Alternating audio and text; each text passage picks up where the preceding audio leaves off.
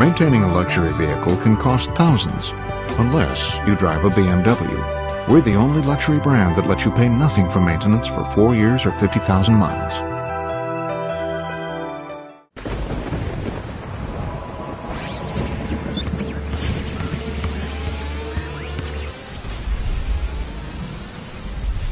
Dwight Howard shows the Ford Center why he might be one of the best big men on the planet, and the Orlando Magic shows the Thunder they got a long way to go. I'm Mike Sherman with John Rohde, and this is the Jackie Cooper BMW postgame.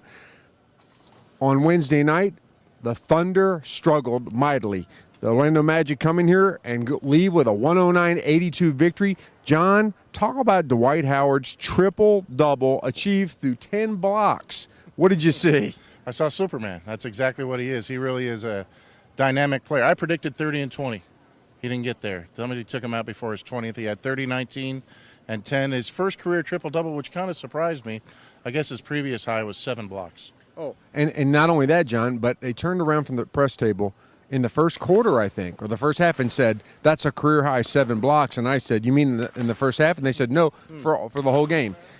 What he did to them was, in some ways, sort of take them out of the game single-handedly in the first quarter. Well, yeah, and he gets a lot of help. They had 5 starters coming in averaging double figures. They all scored in double figures. Orlando's a good team. This was a really good team. The Thunder made them look better. And P.J. Carlesimo really in some ways was glum, maybe despondent, and once again seemed to apologize for the lack of effort. Sympathy cards can be sent in honor of the in courtesy of the Thunder.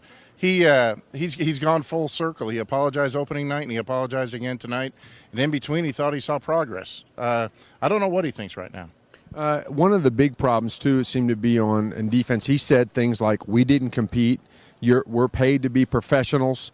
And he hinted that there wasn't professional the way they played in the first half. And he said, we're all under the bus tonight. I mean, what must it be like for a coach to have to go into a press conference and say those kinds of things? Well, we're ignoring that Jeff Green had a double-double, 25 and 10, and he wouldn't even highlight him. Like you said, he threw everybody under the bus. They didn't have Kevin Durant, has a tender ankle.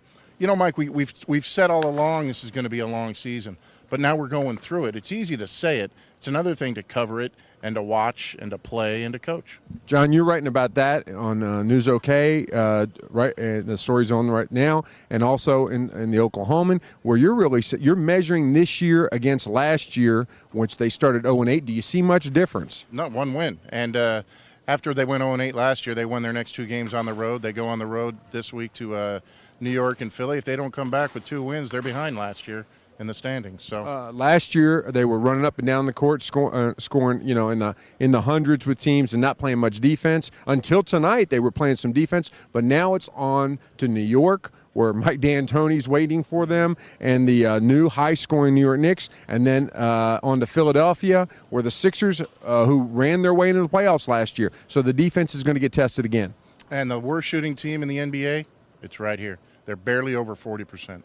That's all for the Jackie Cooper postgame show tonight, where the Magic 109-92 over the Thunder. I'm Mike Sherman for John Rohde.